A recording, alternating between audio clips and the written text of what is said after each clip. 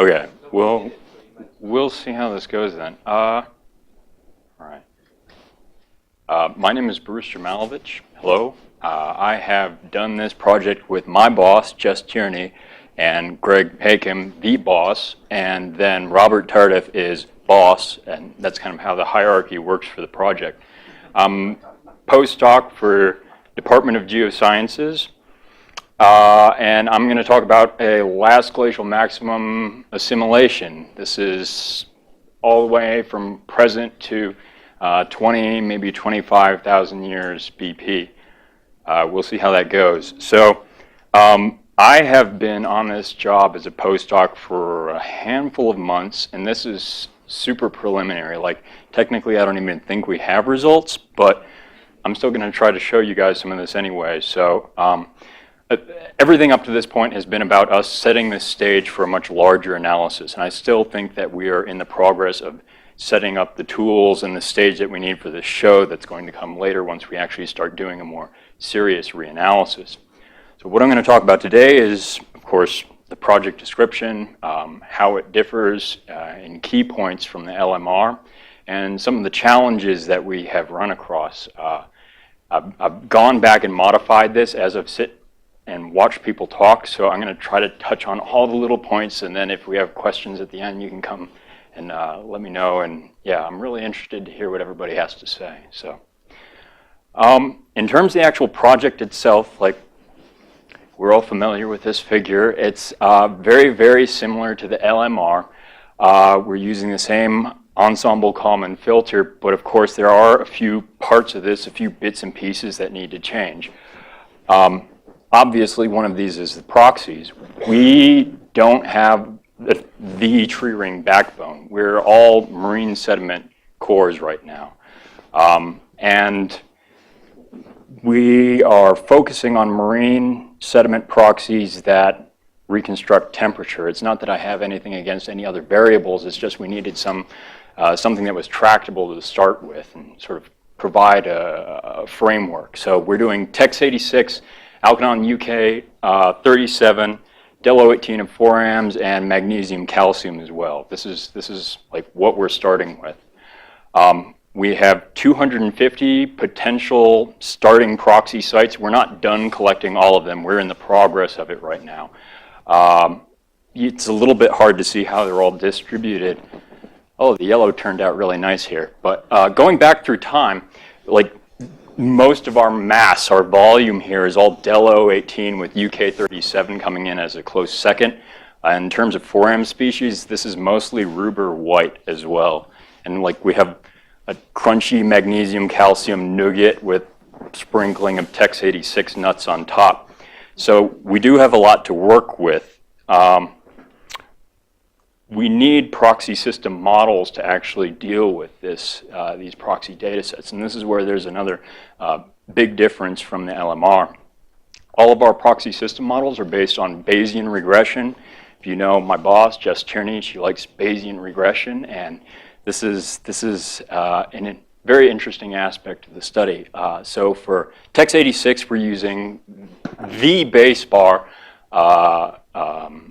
proxy model.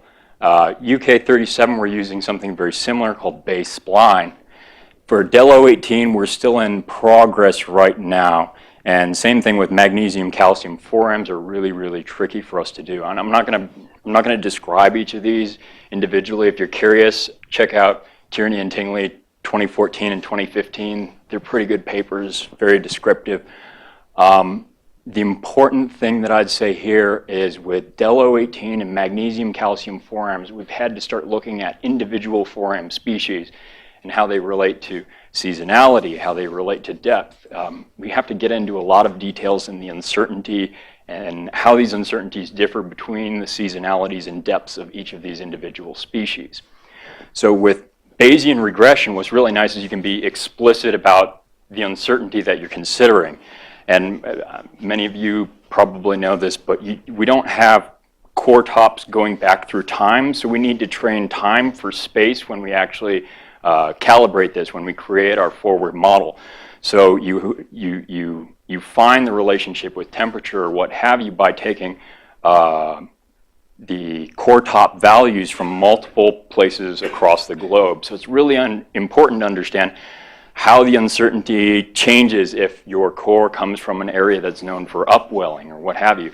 So locational differences are really important to consider for these PSMs. These are just some of the parameters we use. I just put this up here to show you how they change. This is just for base bar. Base spline for UK37 looks very, very familiar. The climate model priors, we're kind of limited on this. Everything I'm going to show today is based off of TRACE, the 21K experiment. This is CCSM3, it's fully coupled ocean atmosphere. I think the grid resolution is like 3.7 degrees. It has freshwater dumping in it.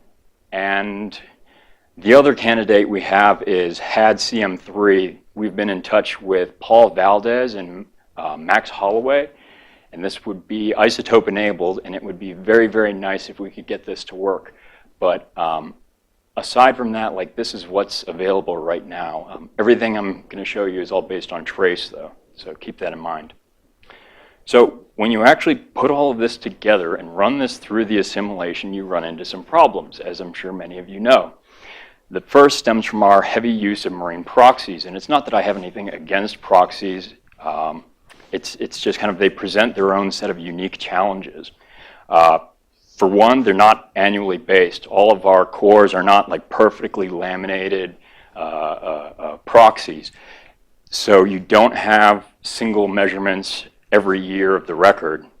And when you do have records or values from your proxy, they're not all uniformly spaced through time. You have like little clusters. So if one scientist was interested in looking at a Heinrich 1 event, you're going to find that there's loads of samples around the Heinrich 1 event, and then the rest of the core might be blank.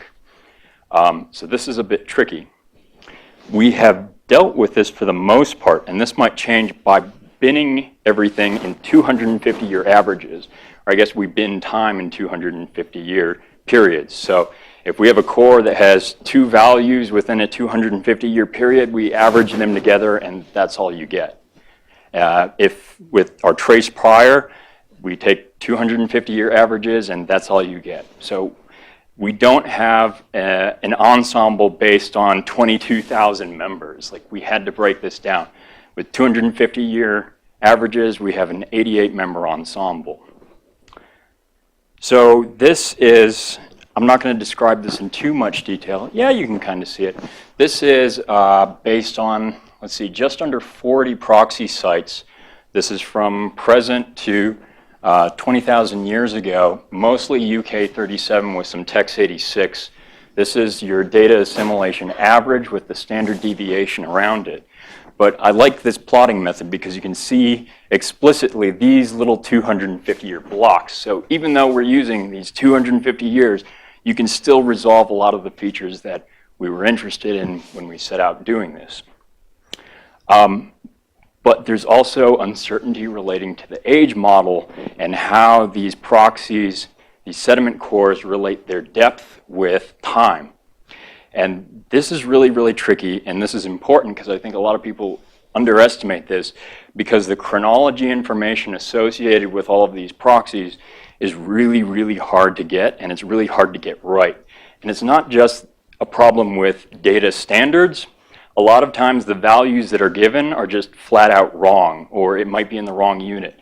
And when that happens, it's really, really hard to go back and detect that. You can't automate it. You have to run it through the age model, and even then, you may not see the problem until you're midway through the analysis. So getting chronology information out of proxy sites takes a very, very long time. You don't just pull age and a couple of variables. So if anyone is writing a proposal, consider that, because, man, if I could go back in time. So the other problem with age models is that when you consider the uncertainty from an age model, it's not Gaussian. In fact, it's potentially very, very non-Gaussian. And as all of us know from the presentations over the past day, one of the assumptions that goes into this ensemble Kalman filter is that the uncertainty is Gaussian. So these are two problems. We deal with them, or I've dealt with them, in part by writing software, because this is something I'm pretty good at. Carbon Ferret, you can download this now. It's a package for Python. If you have proxy sites that don't have carbon reservoir adjustment information, for an example, you can use Carbon Ferret to go grab values from an online repository, and it provides this in a very systematic way. So if anyone has to deal with this, all the tools that I'm making where I think it makes a nice little package, I'm putting it out there and it's open source and you can use this. I'm trying to make the next guy's job much easier. The other thing is Snake Bacon. It's like Bacon, the age modeling software, but it's written in Python, so thus Snake Bacon. So it's a Markov chain Monte Carlo, so you simulate the sedimentation rate millions and millions of times over again, right? And the benefit of Snake Bacon over normal bacon is that it's able to do this with hundreds and hundreds of cores in a very systematic way. I hopefully designed it to be programmer friendly. This should be coming out soon. I still need to write the documentation for it though. So with these tools, the solution to, or how I've approached the age uncertainty problem is by Monte Carloing the DA over different age model realizations. So it's like, you know, I heard you like Monte Carlo, so we're Monte Carloing over your Monte Carlo. And we actually get stuff out of this, though, and this is pretty good. So this is the same data set I showed you before. 36 proxy sites, mostly UK 37. Yeah, you can kind of see that. It's still pretty good. This is only 100 iterations. 500 looks pretty much the same. This is a little easier to see on the screen. The blue is the various means for the data assimilation using different proxy realizations from the age model. So it's like jittering it back and forth in time.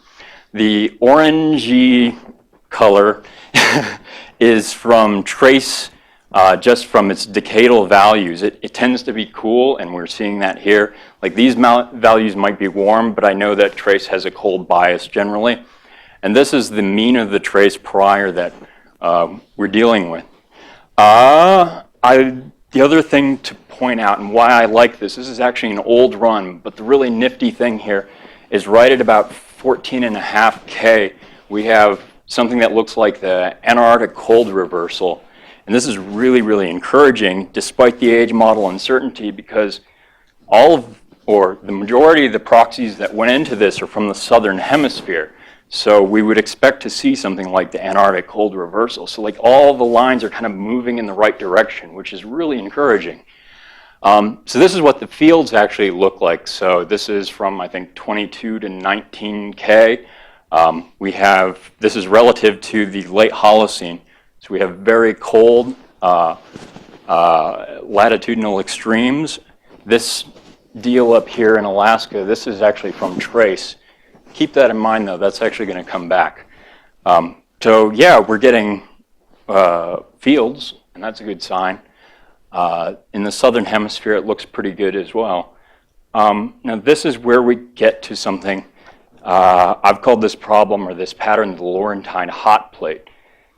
So this is what, from the same run, the mid-Holocene looks like. This is surface temperature again. It's a little hard to see, but remember, we still have mostly southern hemisphere proxy sites, but what we have is a warm anomaly in the mid-Holocene that incidentally looks exactly like the Laurentide ice sheet, just reversed. So it appears as like this warming plate.